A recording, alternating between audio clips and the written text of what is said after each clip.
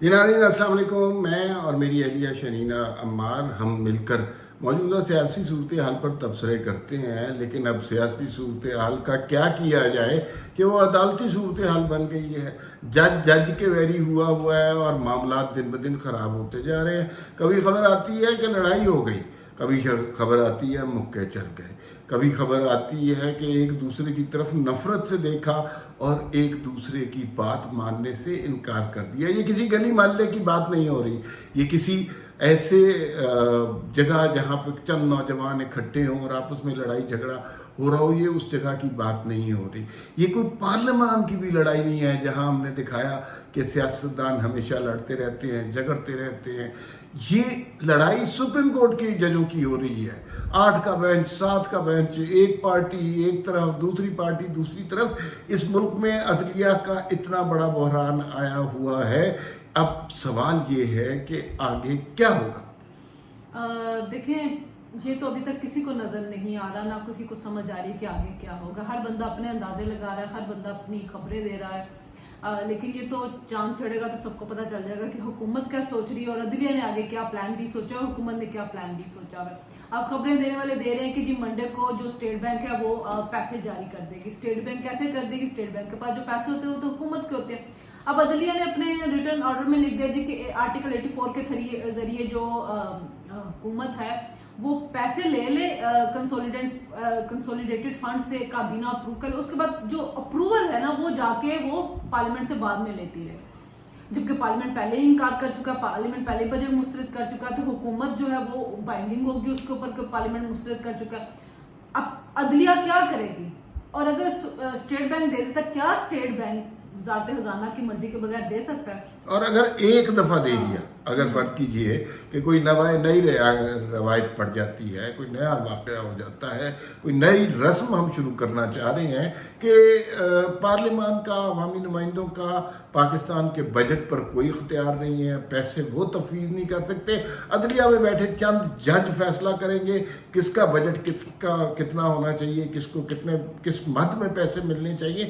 تو پھر میرے خیال میں اس پارلیمان کو آگ لگا دینی چاہیے، اس آئین پاکستان کو پھاڑ کے پھینک دینا چاہیے اور یہ سینٹ کی کمیٹیوں والی کہانی ختم کر دینی چاہیے. پھر 3-4 ججز کو بٹھائیں اور ان سے کہیں ملک میں مارشل لا لگائیں اور وہ مارشل لا عدالتی لگائیں، اور پھر اس کے بعد جو فیصلہ کرتا ہے، جتنے پیسے جس دل کو کرتے ہیں، انتخابات رکوانے ہیں، چلوانے ہیں، کس کی حکومت رکھنی ہے، کس کی حکومت رکھنی نہیں ہے، وہ پھر اپنے ہتھوڑے کی ضرب سے بتائیں کہ یہ شخص ہمیں قبول ہے، یہ شخص قبول نہیں ہے، یہ بجٹ دے دیا جائے، یہ بجٹ روک لیا جائے. دیکھیں، بجٹ تک تو بات ہوگی کہ اگر آپ نے اسٹیٹ بینک کو آرڈر کر دیے کہ جی ٹھیک ہے جی یہ بجٹ ہے آپ اس کو دے دیں، لیکن بات تو سیکیورٹی کی بھی ہو رہی ہے کہ اگر سیکیورٹی کو کہہ رہے ہیں ایک ادارہ کہ ہم نہیں دے رہے، ہمارے پنجاب کے اندر کچے کے علاقے میں آپریشن چل رہا ہے، خیبر پختونخوا کے اندر آپریشن ٹارگیٹڈ آپریشن ہو رہا ہے، تو اگر وہ کہہ رہے ہیں سیکیورٹی نہیں ہے، ہمارے پاس عملہ نہیں ہے، تو پھر کیا کریں گے جج؟ وہ اس وقت بیٹھ کے یہ ڈیسائیڈ کریں گے کہ اس بارڈر سے اتنے فوجی ہٹا لو، اس پولیس اسٹیشن میں اتنے پولیس والے ہونے چاہیے. یہ چیزیں بھی کیا عدلیہ مینیج کرے گی؟ تو عدلیہ کو سوچنا سمجھنا چاہیے کہ وہ اپنے اختیارات سے تجاوز کر رہی ہے. اگر وہ آج انتظامیہ کے معاملات میں مداخلت کرے گی تو کل کو جو مقننہ ہے وہ اس کے معاملات میں مداخلت کرنا شروع کر دے گی. اگر وہ ان کے کیسز کے اوپر سٹے آرڈر دینا شروع ہو گیا، اگر وہ ان کی کیسز کے فیصلے کرنا شروع ہو گیا، اگر وہ عدالت کو کہنا شروع ہو گئے کہ جناب یہ کیس پہلے سنیں، یہ کیس بعد میں سنیں، تو یہ بڑی ایک ملک کے اندر تباہی کی طرف صورتحال چلی جائے گی. کیونکہ یہ یاد رکھیں کہ آپ کے آئین کے اندر سپریشن آف پاور اسی وجہ سے ہے کہ ہر ادارے کے اختیارات لکھ دیں گے. پارلیمنٹ پھر بھی سپریم ہے. اچھا، پارلیمنٹ میرے خیال میں یہ اب صرف نعرہ ہی رہ گیا ہے. پارلیمان سپریم ہے. وزیر اعظم پارلیمان منتخب کرتی ہے، اس کو ہم اٹھا کر باہر پھینک دیتے ہیں. 75 سال کی تاریخ میں کوئی وزیر اعظم اپنی آئینی مدت پوری نہیں کر سکا. تو پھر مجھے بتائیے پارلیمان سپریم کیسے ہے؟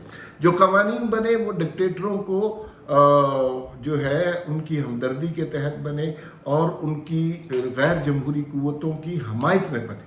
58(2)B کیا تھا اور یہ 62-63 کا کس طرح استعمال ہوتا ہے. تو اس پارلیمان کو ایک بنیادی طور پر ایک ڈیبیٹنگ کلب بنا دیا گیا ہے. اچھی تقریریں ہوتی ہیں اور اس کے بعد عمران خان کے دور سے یہ رواج بھی پڑ گیا کہ صرف تقریروں کے ساتھ گالیوں کا بھی تڑکا لگاتا ہے. لیکن اس کی طاقت کیا ہے؟ اس میں جو عوام کے نمائندے بیٹھے ہیں انہوں نے کس طرح इस मुल्क को चलाना है, इसके ऊपर न पहले कभी बात होती थी न आज कभी बात होती है। और अदलिया ने जो शब खून मारा है पार्लियामान पर, ये तारीख में एक स्याह बाब के तौर पर लिखा जाएगा। देखिए, अदलिया ने तो खैर बहुत दफ़ा शब खून मारे हुए हैं इस मुल्क के अंदर, पहले दूसरा मार्शल लगता रहा है, जुडिशल मार्शल भी हम देखते रहे हैं।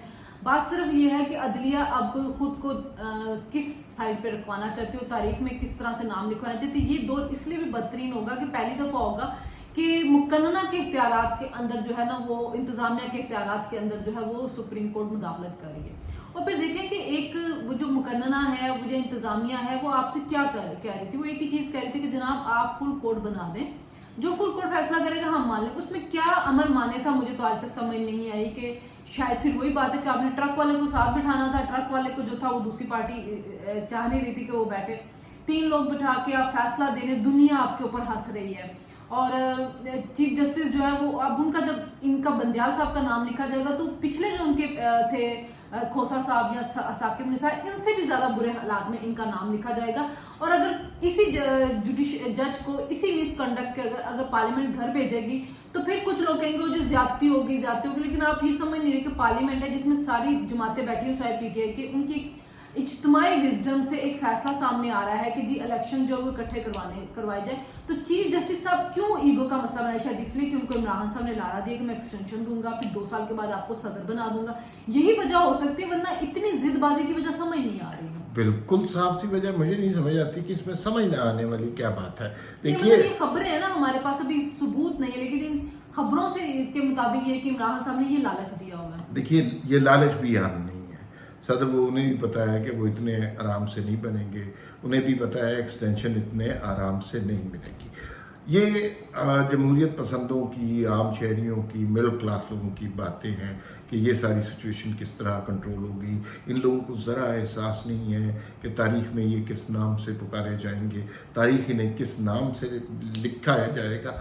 ये सिर्फ मिडिल क्लास लोगों की बात है, जिन लोगों को एक एक फैसले पर एक एक ट्रक मिल रहा हो, जिनकी सारी ज़िंदगी बदनवानी बददियानती पर मबनी हो, जिनके फैसले हमेशा से मुतनाज़ा हों, जहाँ इंसाफ के पलड़े झुके हुए हों, जहाँ तराजू के दोनों पार्ट बराबर ना हो। और ये रवायत कदीम से होती है। ये लोग किस तरह आते हैं अदालतों में, किस तरह सुप्रीम कोर्ट में आते हैं, अब इसकी कली खुल गई है और बातें खुलकर सामने आ गई हैं। तो इनकी वो जो ये सोचना कि ये किसी लालच में नहीं कर रहे होंगे, ये मेरे ख्याल में बहुत दानिशमंदी की बात नहीं है। यकीनन इसके पीछे कोई लालच होगा, यकीनन इसके पीछे कोई तमा होगी। यकीनन जनरल बाजवा को भी एक्सटेंशन की ऑफर की थी, ताहियात आर्मी चीफ बनाने की इमरान ने ऑफर की थी और वो खुद भी मान गए थे। पहले तो इनकार करते, फिर कहते कि मैंने कहा अगर एक्सटेंशन का ही मामला तो आप मुझसे ले लें।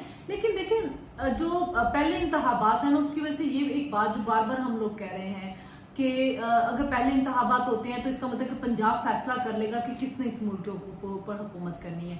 तो फिर आप छोटे सूबों को क्या मैसेज देने? कल जब आसिफ जरदारी इंटरव्यू दे रहे थे कामिल मीर साहब के साथ, तो उन्होंने एक बात कही थी कि आप इतने अरसा जेल में रहे, इमरान तो जेल गए, तो उन्होंने कहा था मेरा डोमिसाइल पंजाब का नहीं।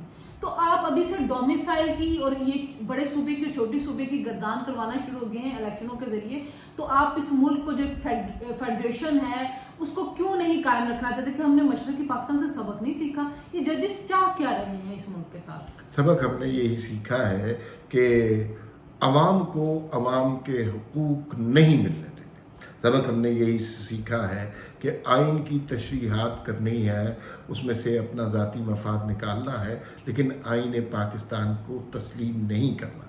सबक हमने यही सीखा है कि जमहूरियत बुनियादी तौर पर अवामी नुमाइंदों के ज़रिए चलाई जाती है, उसी को पार्लियामान किया जाता है, उसी की इज़्ज़त और हुर्मत पर जमहूरियत पसंद कट मर जाते हैं।